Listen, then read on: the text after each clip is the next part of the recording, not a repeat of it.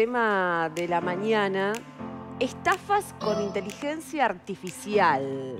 ¿Y qué pasa acá? Porque la inteligencia artificial llegó para quedarse, evidentemente, y claro, habíamos hablado ya de lo positivo que esto trae, pero también barra lo negativo, ¿no? Y esto puede llegar a ser tranquilamente lo negativo. ¿Por qué decimos esto? Porque salió a la luz un caso conocido, porque la protagonista es famosa, es conocida, es Nati J. Bueno, la hicieron por inteligencia artificial y ella aparece justamente en una publicación vendiendo un producto. Y ella dice, esa no soy yo.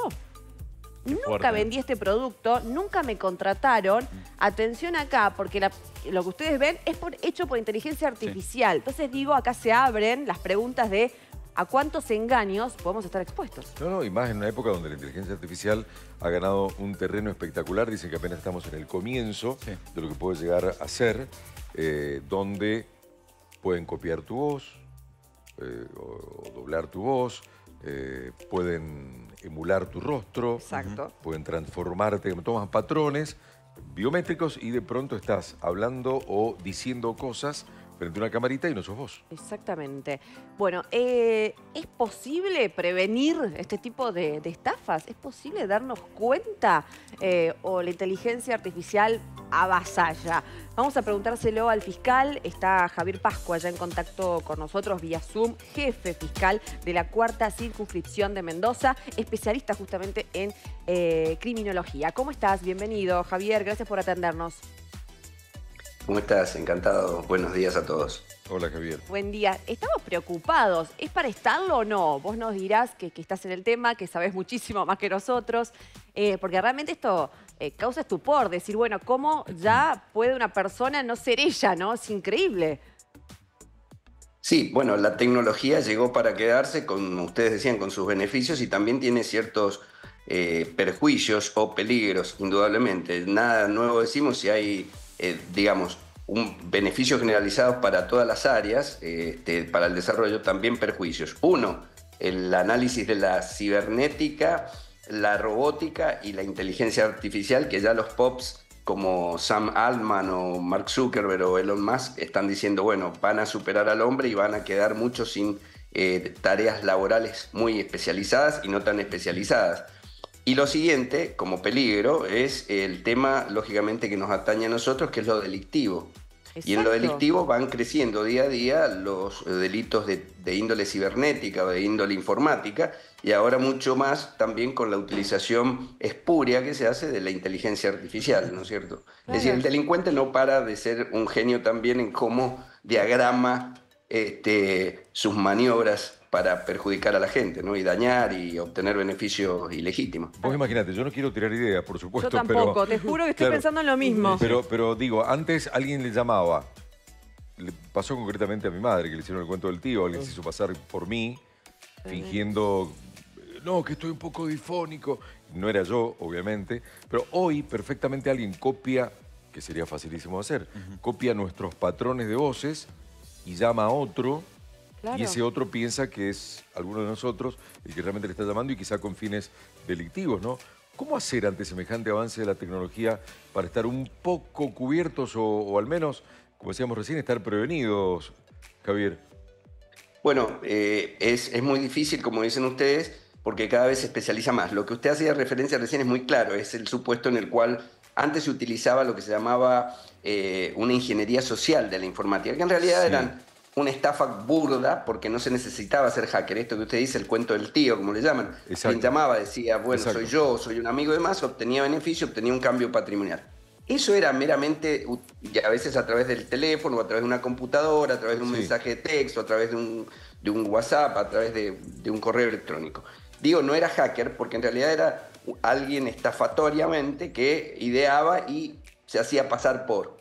No había un conocimiento profundo de la temática de informática, como hay, ¿no? Es decir, ustedes por allí no lo saben, pero hay distintas clasificaciones. Nosotros le decimos hacker a todos, y están los hackers, los bucaneros, los ocupa hacker. Bueno, hay una cantidad que no todos tienen la misma función, ¿no? Hay algunos que se infiltran, toman información para divertirse, otros lo hacen para generar daños en los equipos informáticos, otros para robar información o datos, que es de lo que se trata acá con ustedes en parte, otros para vender esos datos, otros para extorsionar con imágenes, Y ahora se suma, porque esto es lo que hay que aclarar, que hasta ahora era una realidad. Se obtenían datos reales y eso se vendía, con eso se extorsionaba, con eso se estafaba. Hoy se suma que se introduce la inteligencia artificial que puede imitar voces de manera casi iguales, idénticas. Se suman la posibilidad de distorsionar imágenes y la posibilidad de realizar incluso videos con esas imágenes de personas que no han intervenido en ningún video. Y eso se puede utilizar con todos los otros fines, de manera que se multiplican las posibilidades. Y el otro tema es que no toda esta información que se obtiene, se vende, se utiliza, se deforma, cambiando identidades y demás, está regulada como un delito penal. Ustedes decían recién, son estafas. En algunos casos sí, en otros no. Hoy, esto que ha pasado con Nati J, hay dos hechos ahí muy puntuales. Uno es el que aparentemente se adultera su voz dentro de una imagen en movimiento, y otra que ella misma refiere, que sería una imagen donde se ha sobrescrito. Digamos, esta segunda no es de inteligencia artificial, sino que sería una modalidad burda de vender un producto sin pagar una regalía a la persona que se está utilizando publicitariamente. Javier, más allá del contenido, ¿no? De si el contenido es real o no, lo que se vende o lo que se promociona, que este es otro tema. me sumo un Entonces, poquito... estas figuras hay que distinguirlas. Bien, disculpa, me sumo un poquito ahí a lo que decís en cuanto a qué pasa si utilizan mi imagen, en este caso particularmente justo como Nati J, pero ¿hay forma de denunciarlo? ¿Puedo decir realmente, bueno, no soy yo? ¿Se denuncia?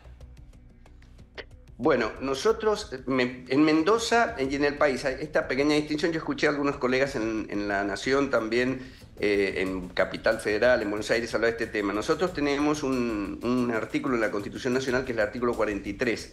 Y también en nuestra legislación provincial tenemos una ley que permite en el artículo 440 del Código Procesal lo que se llama el habeas data, que es una protección de datos. Esta figura no la tienen en todo el país, la tenemos nosotros adhiriendo a esta norma de la Constitución Nacional y a una ley que es una ley que se llama la número 25.326. ¿Esto qué nos permite?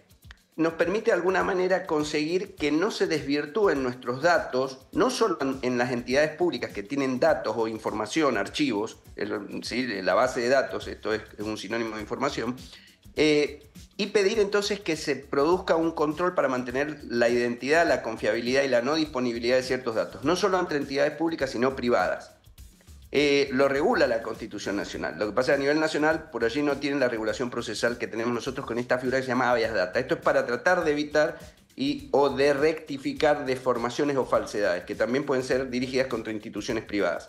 El otro tema es la dificultad, que alguna de estas...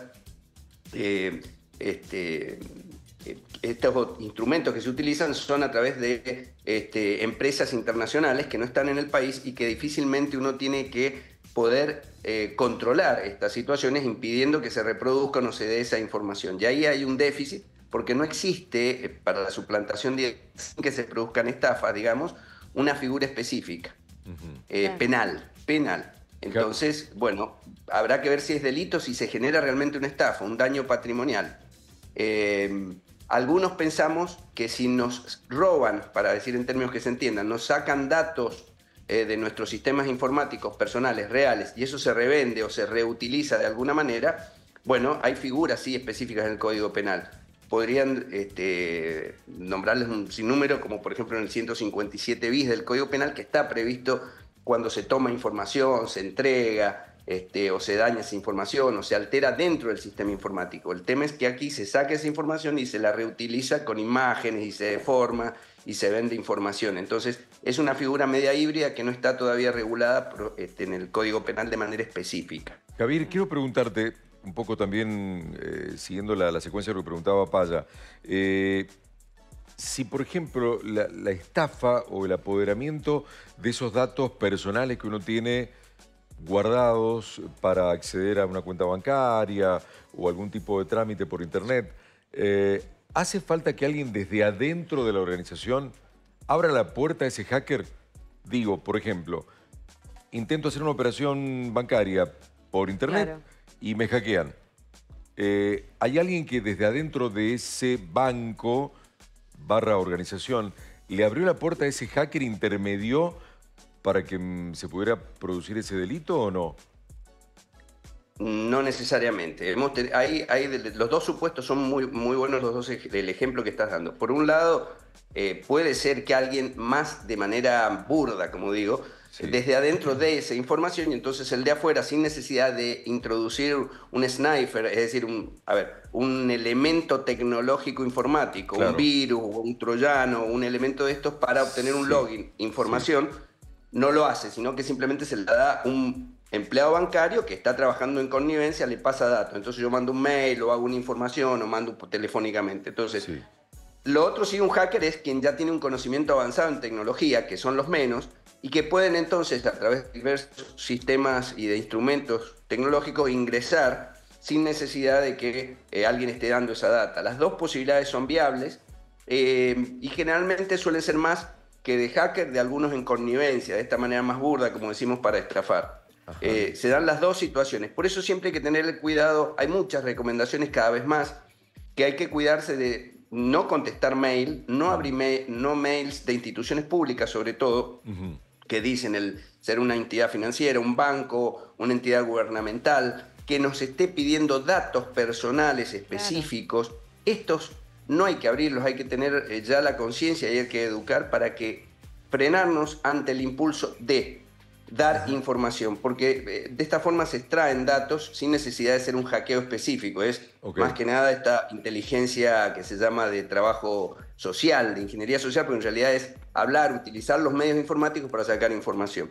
No es utilizar números, claves, virus y demás. Entonces este es un buen punto. El siguiente, como el de Nati J, es si realmente se produce una estafa, habrá un delito. Ahora, utilizar la imagen hoy por sí mismo, como tal, no está regulado como un delito. Sí está regulado si esas imágenes se robaron, se extrajeron de un sistema informático, una base de datos, bueno, allí sí.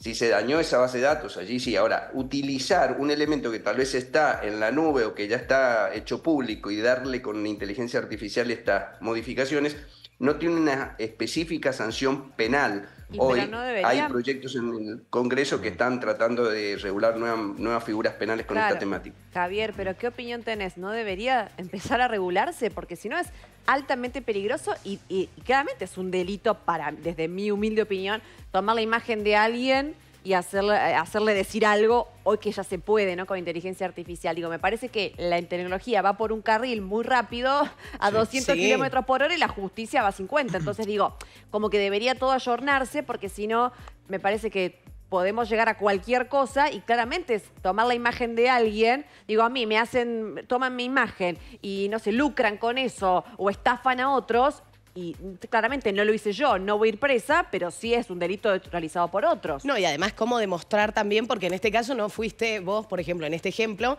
pero cómo se demuestra que no fuiste vos o que hubo no sos parte. Algo tecnológico entre medio de decir, no lo dije, no fui yo.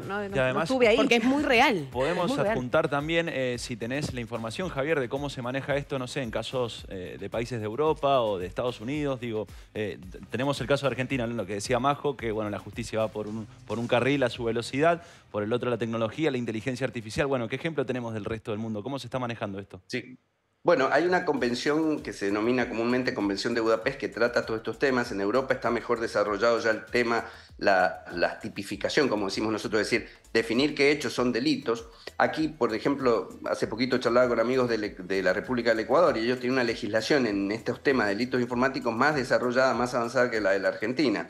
En Argentina se está trabajando ahora con unos proyectos, creo, de Vidal y otros que están en comisiones, pero bueno, todavía no sale. El problema en sí no es judicial, sino de legislación. Mientras no existe una legislación, la justicia no puede proceder más allá de la legislación. Hoy lo que sí, para que sepan, existen regulaciones como las estafas, en un artículo del 173, inciso 16, que es que si se utilizan sistemas informáticos y eso genera un perjuicio patrimonial para las personas, es delito. Entonces acá puede ser un instrumento propio de ese tipo de estafas, ¿no? O de una estafa genérica, y tiene. Lo que no tenemos es una regulación específica, ¿sí? Ahora, si alguien, supongamos, en este caso puntual, se puede estar vendiendo con una imagen un producto. Si el producto es real y se paga por ese producto y se entrega el producto, bueno, lo que ha habido aquí es que no le pagan los honorarios o los servicios por la publicidad falsa que se ha hecho, Claro. y el perjuicio está en este aspecto patrimonial, pero tal vez no haya una estafa al tercero que compre un producto que es válido. Claro. Entonces ese tipo de cuestiones hay que analizarlas. El uso en sí de esa imagen deformada, hoy específicamente no tiene una regulación penal. Por eso les decía, si en Mendoza uno podría plantear una habeas data, como se llama, para tratar de evitar esa falsedad de la publicación o de la rectificación, si se quiere así, pero sería una medida de control procesal. Ahora, existen otras figuras, por ejemplo, si uno, supongamos, deforma una imagen, un video y hace aparecer una, como se ha utilizado, ha habido casos de Scarlett Johansson en Estados Unidos, donde se deforma incluso lo que está haciendo y parece que es ella, teniendo incluso relaciones, por ejemplo, íntimas. Es una figura que en otros países se regula como sextortion, sexting, hay múltiples otras figuras que en Argentina no, pero que aquí las podemos colocar como una extorsión, si yo pido dinero a cambio, ¿no es cierto? Sí. O como injurias, si con eso perjudico al tercero. Se le puede, siempre hay la posibilidad de encuadrarlo en algún delito específico, aunque no sea determinado bien como delito informático. Claro. Javier, es tan amplio este tema que tendríamos miles de preguntas para hacerte, pero una cortita, en pos de prevenir, ¿cada cuánto debiéramos cambiar las claves en tantas operaciones que podemos hacer hoy por Internet? Claves bancarias, claves para, no sé, hasta para redes sociales, ¿sí? Cargar combustible, ¿no? Y tener una tarjeta que te da puntos. Bueno, habría que hacerlo bimestralmente, pero también anotar, porque uno se olvida de las claves después. Sí, Es sí. muy Son importante. tantas que ya... Sí. Ay, capaz acá puse esta. Claro, claro, Y vas claro. intentando. Yo ya ni sé dónde las dejo, entonces después no recuerdo y soy mi propio hacker. Porque Claro. yo lo que les recomiendo, 3, 4 cosas sencillas. A Nunca ver. entregar los celulares, nunca entregar el celular y si no estar presente, sobre Total. todo hoy con los links, con los QR. No entregar las tarjetas de crédito porque se sacan fotos de adelante atrás, muy simple. No quiero dar información que sirva, pero lo que pasa es que ocurre y esto puede ayudar a prevenir, porque a veces ni siquiera son hackers. Son modalidades. No abrir páginas que no tienen la terminación HTTPS, esa S da mayor seguridad. Las que no lo tienen pueden ser páginas que contengan virus.